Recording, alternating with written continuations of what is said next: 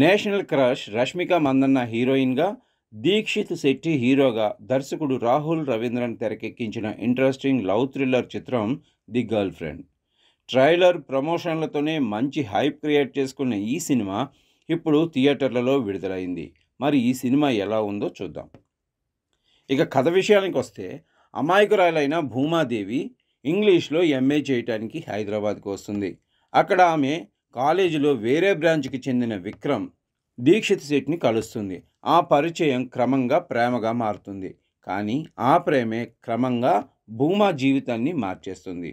విక్రమ్లో కనపడే toxic behaviour ఆమెను లోపల ఎంతగా బాధ పెట్టిందో సినిమా చూపిస్తుంది.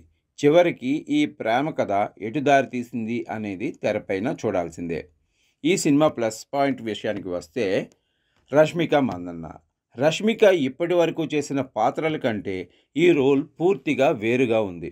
భూమా పాత్రలో ఆమె అమాయకత్వం, నొప్పి, బలహీనత అన్నీ అద్భుతంగా చూపించింది.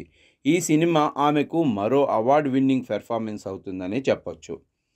దీక్షిత్ శెట్టి నటన విషయానికి వస్తే, దసరాలో గుర్తింపు పొందిన దీక్షిత్ ఈ సినిమాలో పూర్తిగా నెగిటివ్ షేడ్స్ ఉన్న పాత్రలో కనిపించాడు. టాక్సిక్ లవర్గా అతని నటన రియలిస్టిక్గా, ఇంపాక్ట్ఫుల్గా ఉంది. ఆడియన్స్లో అసహనం రేపేంత బలంగా అతను తన పాత్రలో జీవించాడు. సపోర్టింగ్ నటీనటుల విషయానికి వస్తే, రావు రమేష్, రోహిణి పాత్రలు కథలో కీలకమైన మలుపులకు బలం చేకూర్చాయి.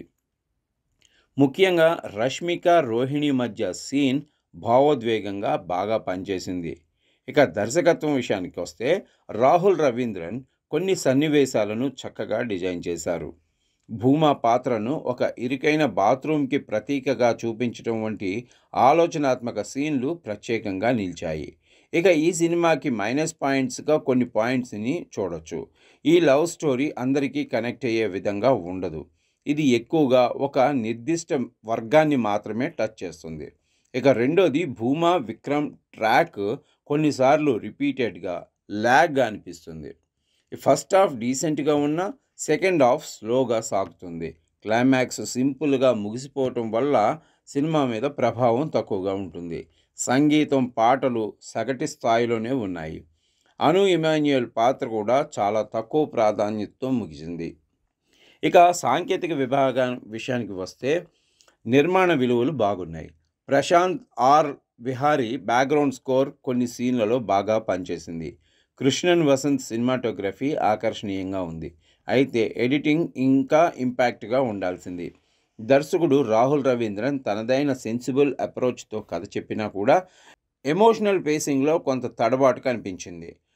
ఫైనల్గా ది గర్ల్ ఫ్రెండ్ ఒక thoughtful love drama. Rashmika Mandanna అద్భుతమైన నటన, దీక్షిత్ శెట్టి ఇంపాక్ట్ఫుల్ పెర్ఫార్మెన్స్ ఈ సినిమాకు బలం. కానీ కథలో కొత్తదనం లేకపోవడం, స్లో నెరేషన్ వల్ల సినిమా ప్రతి ఒక్కరికి ఒకేలా కనెక్ట్ అయ్యే అవకాశం ఉండదు.